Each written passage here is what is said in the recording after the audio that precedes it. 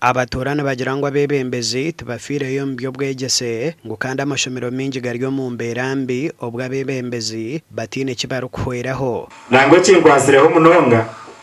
chief guest na father no kugira ngo eri ishomero ngoko kureba ndio kusinga yo burungi omugomborra yitweke erege kureba kuturatije egabo yacerine cyebigiraki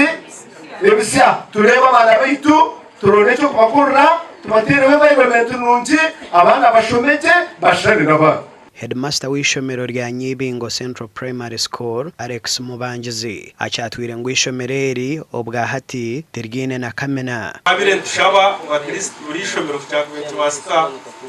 tungara twinizi hagwa abana koza abana kaga nkahatu kagomwe ba Nyeibingo they all collided hari hifa amiryango 8. Government emyaka 8 hingwire ekombekera ishomerere cyombeko konko bwa hati kirokobe munonga kandi obwa hati amasiko gishomereri garyo mbana bashomireyo abatandikire kurushakira ekichora kikorwa iwe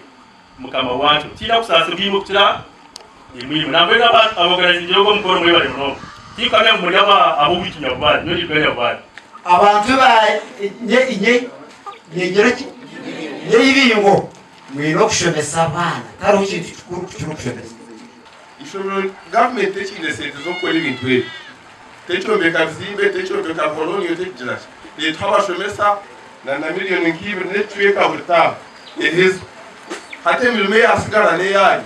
itwitwa abazira. Reverend Father Adolf Rodigo ibembire mesa atangire kureba ngo ishomero ergine byombeke berukwenda kugwa neryo rukirayo burungi omurro homoro ekintu cyashasha kandi akagamazima no kugira ngo Agacencwire school omuri mweno mucyange tete mu ruhumuro nirgishomero ry'amahane rw'afaranga ry'amahane atshiri ryabe ry'abani